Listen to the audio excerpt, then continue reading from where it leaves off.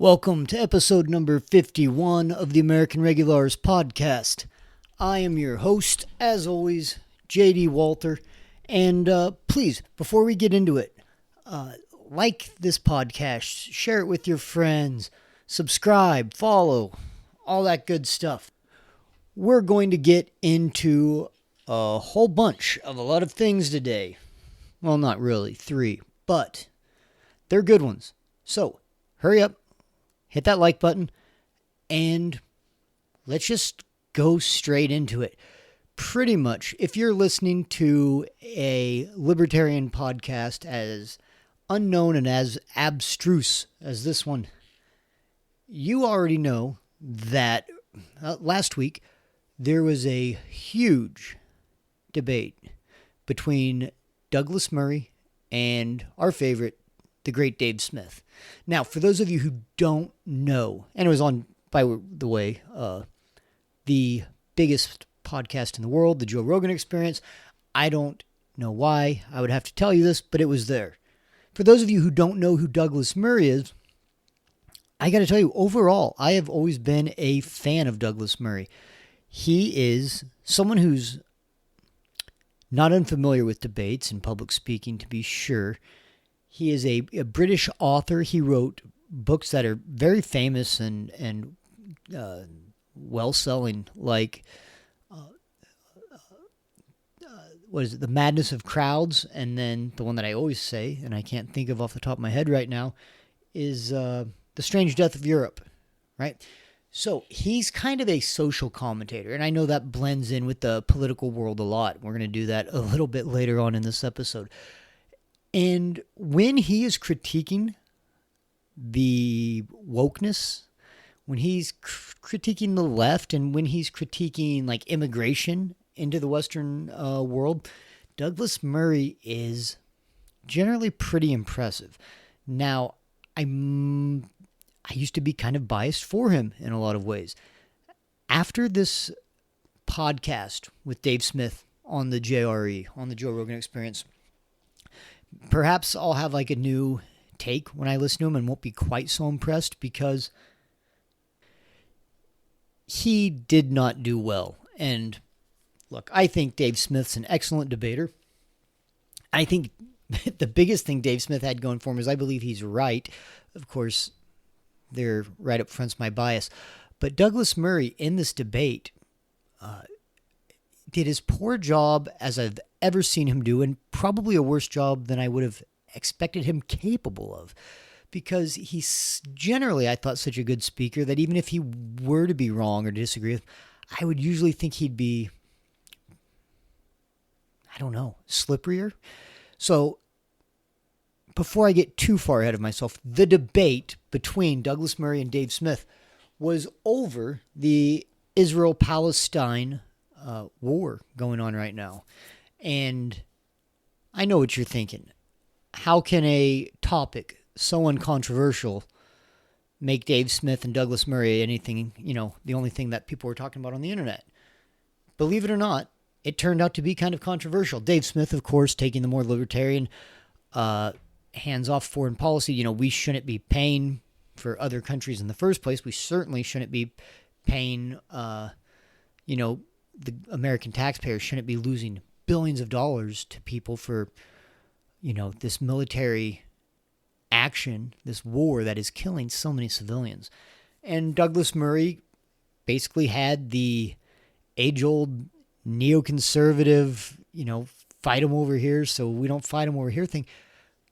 That was what I was expecting. They barely get into the debate at all, because on the famously long Joe Rogan podcast, which run around 3 hours, Douglas Murray spends almost the entire time debating whether Daryl Cooper should have been on the Joe Rogan podcast or not, who is a friend and I would say, I don't know, guy with similar viewpoints in a lot of ways as Dave Smith on certain things, Israel-Palestine being one of them, and just who should be able to talk about things.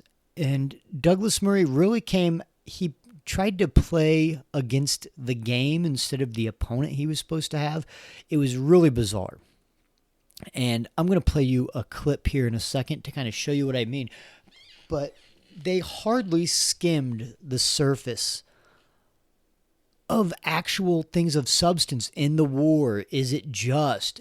Are the actions the best options that Israel has? Yada, yada, yada. A million things you could talk about.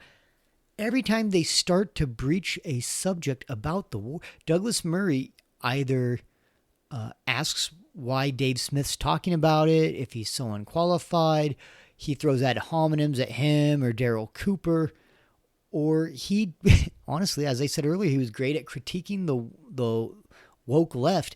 He does this woke right thing, which I know that's a highly debated word. People say Dave Smith's woke right, and Dave Smith's like, we're not woke. You guys are the especially like the Daily Wire and those types that are playing the identity politics so hard with the Israel-Palestine stuff going on. Douglas Murray, instead of heading on and going into an actual form of debate about Israel-Palestine, his biggest moment, as we'll see later, is basically when he starts scoffing and scorning and doing all this snooty British shit that he does to Dave Smith for never having been to Israel in general, but at first it's like the border crossing or whatever. And it was, while it was controversial and while it was a big hullabaloo of drama or whatever, there really was no substantial discourse. There was no substantial discourse or argumentation about the crisis, which was a big letdown in terms of that. So I'm going to play a short clip of Douglas Murray, and you'll kind of get a feeling for the debate that he wanted to have, as opposed to the debate I think the internet and Joe Rogan and Dave Smith all wanted.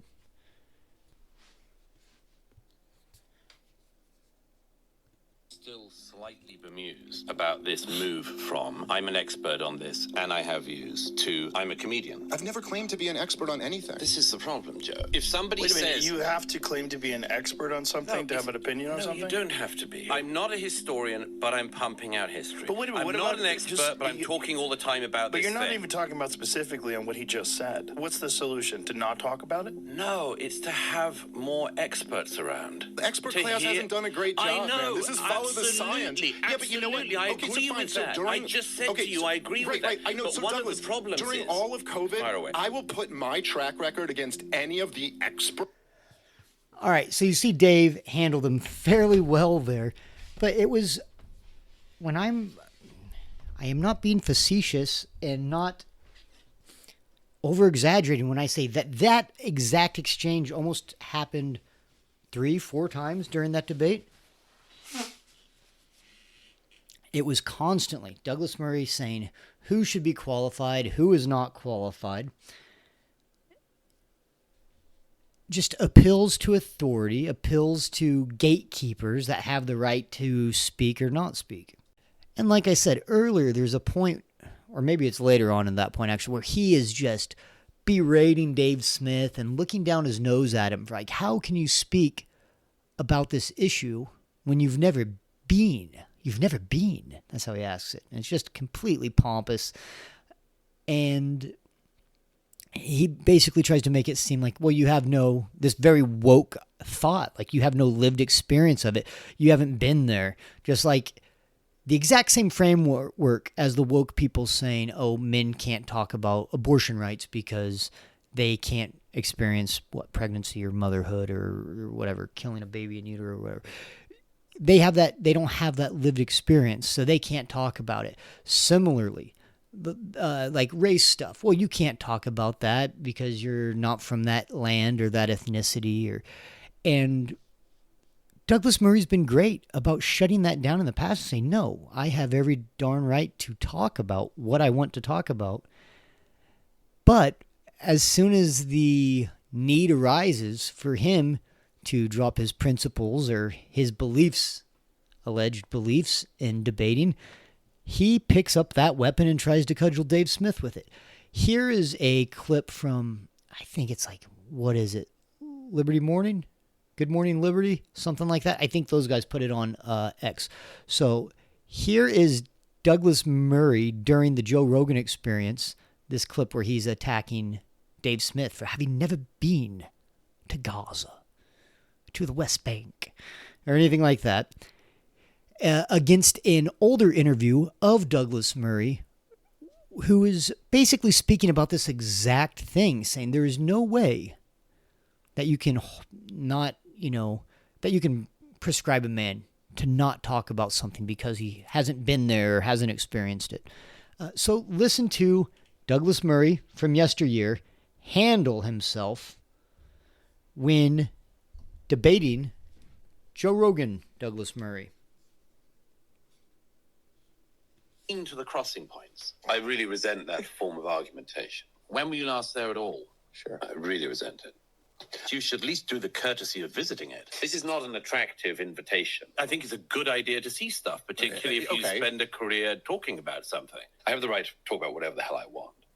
And no one's going to stop me or try to intimidate me. And I think that if I said to somebody else the other way around, it would be equally reprehensible. I have a journalistic rule of trying never to talk about a country even in passing unless I've at least been there. If I said, shut up, you have no right to criticize anything that Douglas Murray says, because hang on, you're talking about crossing points. And not only have you never been to a crossing point in either Egypt or in Israel, but you've never even been to the region. Okay, it's not an exact comparison, but seriously, is that a reasonable form of argument? No. In that case, nobody can talk about anything. We might as well pack up, go home, and isolate ourselves. If you're insisting that you're an expert of some kind, or not claiming you're an expert, but still talking about it, if you've never seen any of this going on. I mean, there are some people who've written about the Holocaust who didn't experience the Holocaust and have written about it better than people who did. But that is a different matter from spending an awfully long amount of time. Oh, Douglas Murray really puts it good there. He says, people have written more beautifully and articulately or professionally about the Holocaust than people who actually went and experienced it, and they just wrote better than them. Now, that's not to knock whichever the Holocaust survivor was that wrote about it, but you can be an expert on things without having that lived experience. Like, we could do it obvious, like a doctor's like, well, I don't know. It looks like you got a concussion, but I've never got hit on the head. I couldn't tell you. Like, do we think Howard Cosell was like some great football player and then he, that was the only reason he could be able to commentate on sports so well? Does is it McDaniels, the dorky young head coach down at Miami? What, do you think he played D-end? No, but he's a pro football coach. Like, he was able to become an expert, right? Whether we use that word or not, whether he had ever been a football player or not, or at least a one at a major level. I would say almost certainly not the case with him.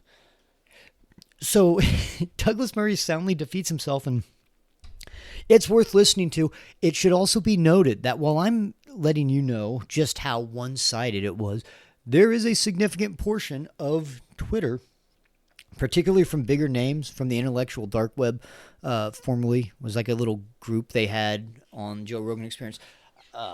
Sam Harris is acting like Douglas Murray won. Douglas Murray is acting like Douglas Murray won. Different people from the more neoconservative or hawkish foreign policy. James Lindsay has been about the worst at it, are just definitively saying that it was a one fight. I think I heard Robbie Bernstein saying it reminded him of fighters that get up and pump their fist and clap at the end of the last bell in the third round, trying to get the judges' scorecards up. They start, pumping up. It's like, you lost. We know you lost. But you're trying to give a good look for the judges, trying to sway public opinion. That's kind of what the neocon side of Twitter looks like right now. All right. We could talk more on that, but there's only so much I want to...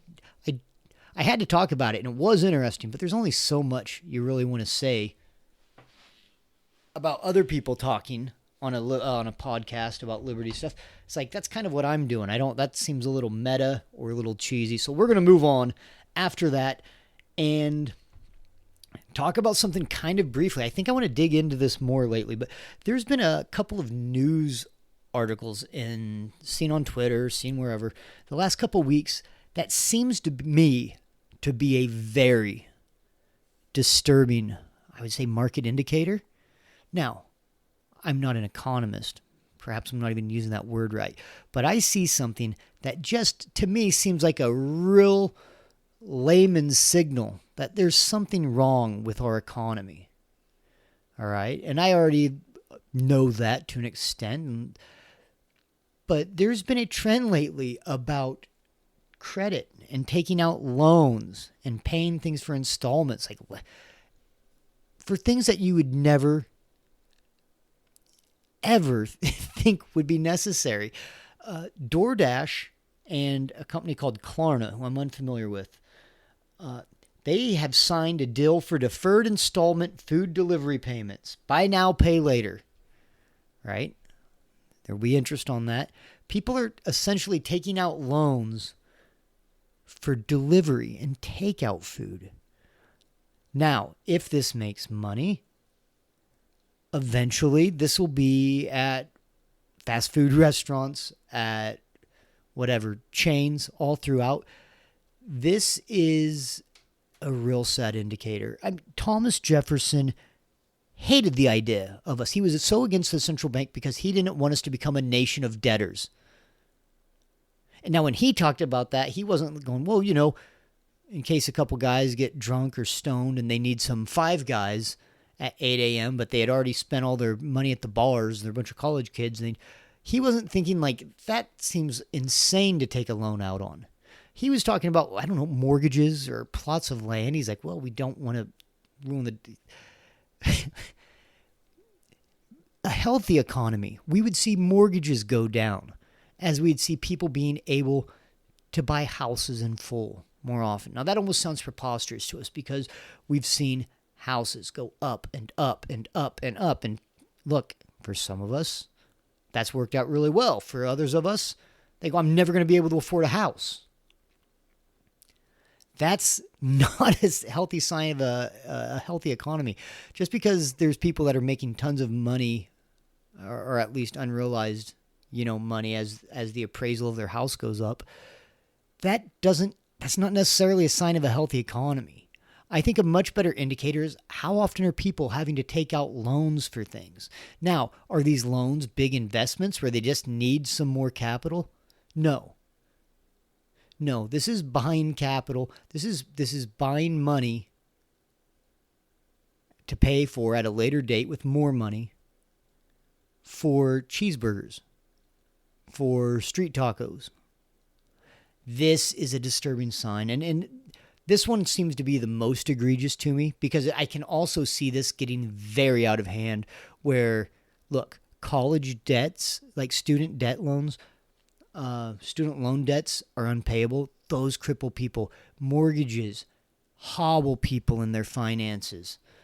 But there's people that gamble, or the credit cards. We've seen credit cards where people have huge credit card debts because the money's there and it's quick and easy, and they don't have the discipline to pay off the principal, sometimes the interest, and it gets wildly out of hand, and they just drown. They just drown in debt. This is just another way this could happen. But the fact that these people are seeing this as an option to do is, I think, a very troubling sign of where our economy is headed. And like I said, there's other examples too. I think it said there's that big drug dance carnival concert, whatever it is, Coachella. I'm not the kind of guy to be able to tell you what goes on there. It was something like 60% of the tickets there were bought with deferred payments.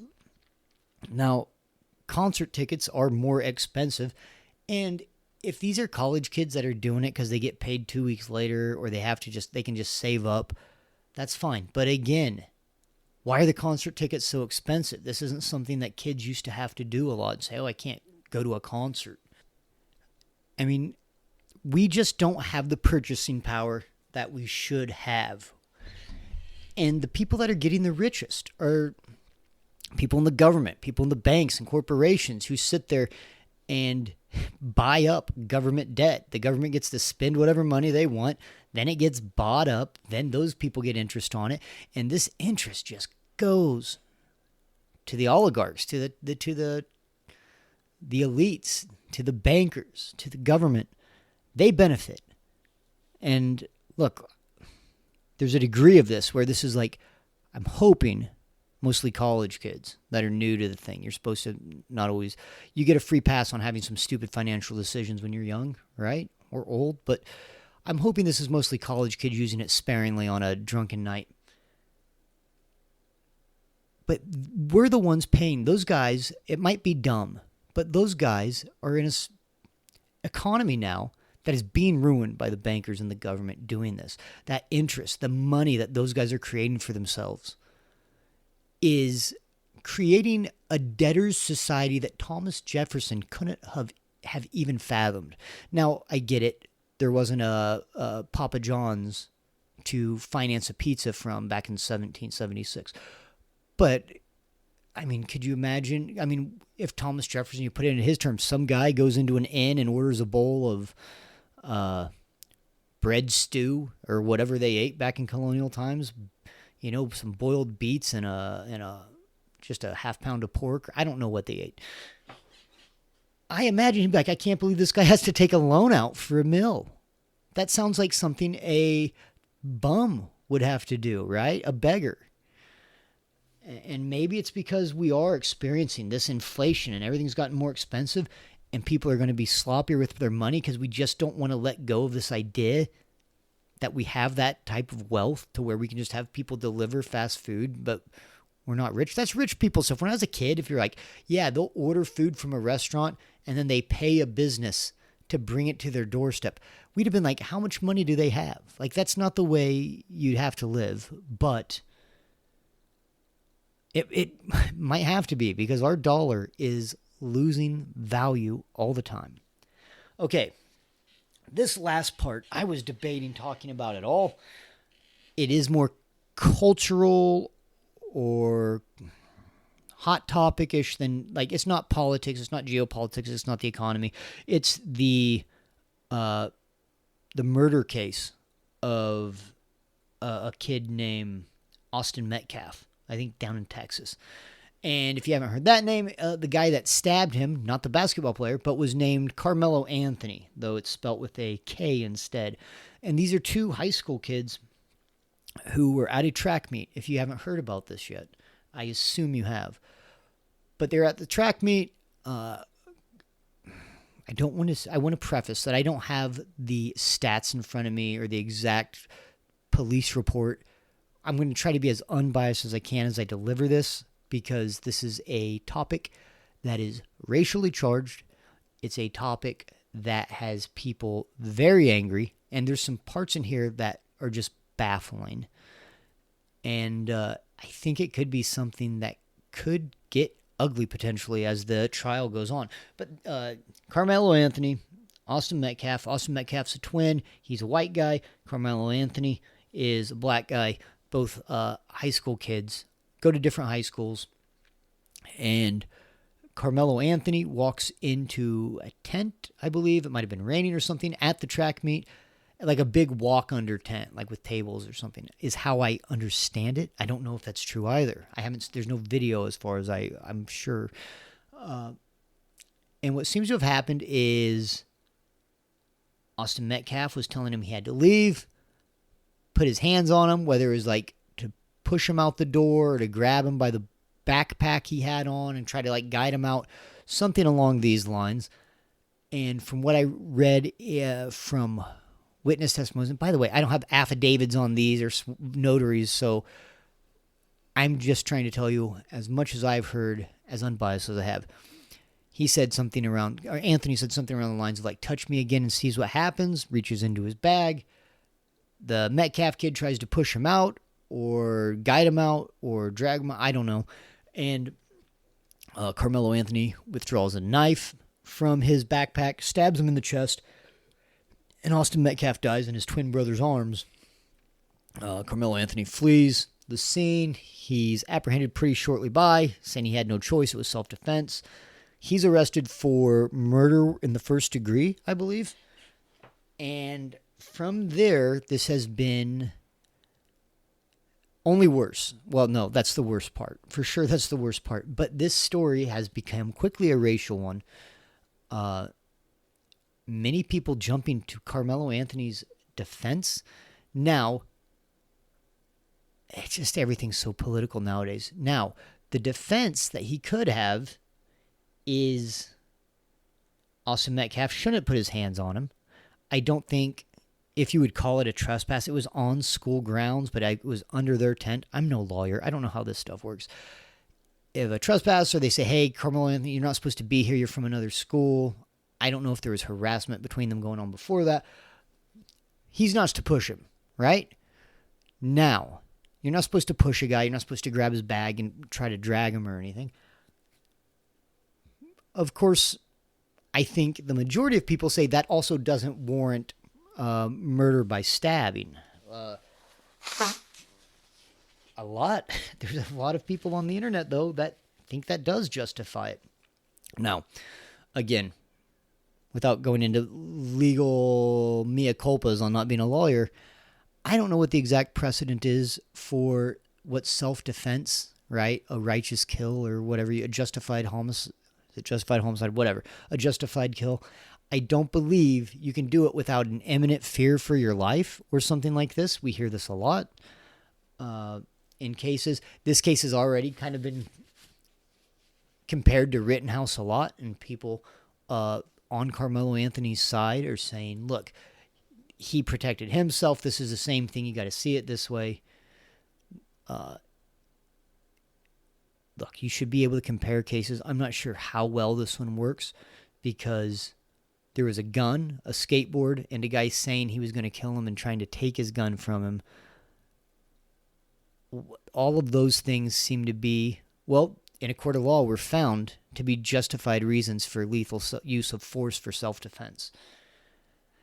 I don't know if a kid trying to push you out, what should have happened is Karmelo Anthony should have went and told the teacher or whatever, called him a name, maybe pushed him back, right? I don't know.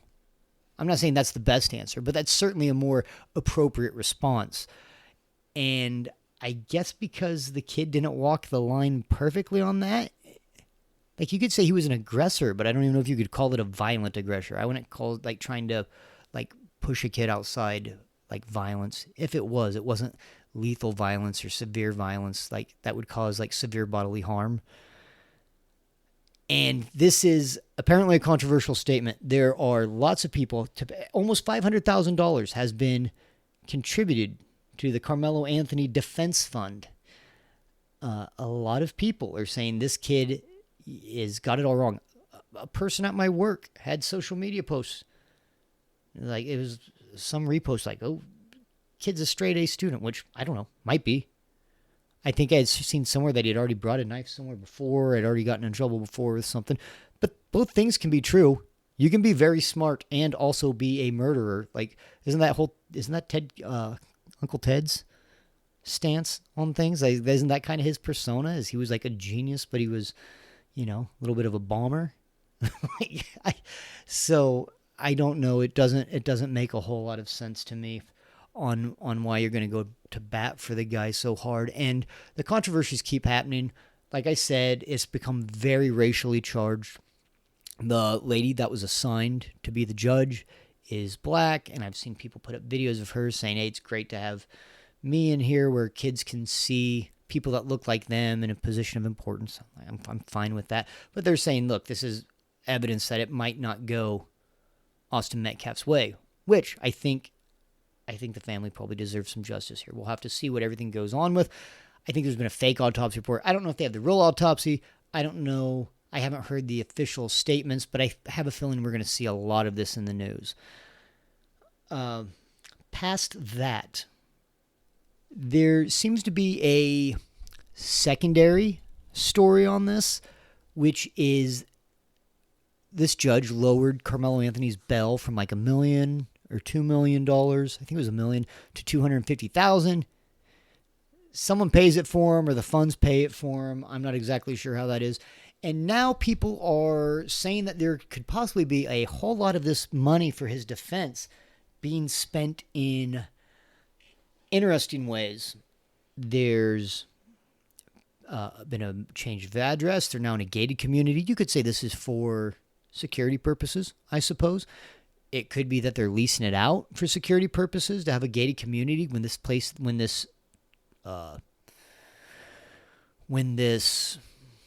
controversy, this murder or alleged murder is so hot, right? They go maybe get somewhere safe. There's also reports that they bought a new Escalade. There's reports, I guess, people alleging that just Amazon shipments are coming to their door constantly. Now, that could be them purchasing it and mismanaging funds. I have no clue on that. All right? I think that's a little too speculative. I think the car or the Escalade in the house is more interesting. Now, I don't know how GoFundMe works. I don't know if it's fraudulent or what kind of, like, tags are on it. Like, hey, we're going to use this for everything. I imagine if those are being purchased with funds from GoFundMe, I imagine the description that you could do them as like a sort of write-off. Is like, this was security. We needed a new SUV. We needed a safer house. People that aren't being as charitable look at this as a huge grift. Now, that I think that could also be the case, just people spending defense money in the wrong way. I don't know. It's interesting, and it seems to be a bad look. It seems to be a real bad look, I would think. If I was the defense lawyer, I wouldn't like him spending all this money. It's like on Goodfellas when Robert De Niro's going around slapping people up for buying their wives' fur coats and Cadillacs after the Lufthansa, whatever. Maybe that's a little bit too inside baseball for the Goodfellas movie. Now, just looking at these comments in support of Karmelo Anthony are insane. But the craziest thing I've seen so far is someone has written a song, a rap song, mind you, about our Karmelo Anthony. Now, I don't know if AI made this. I don't believe that this is tied to Karmelo Anthony or his family.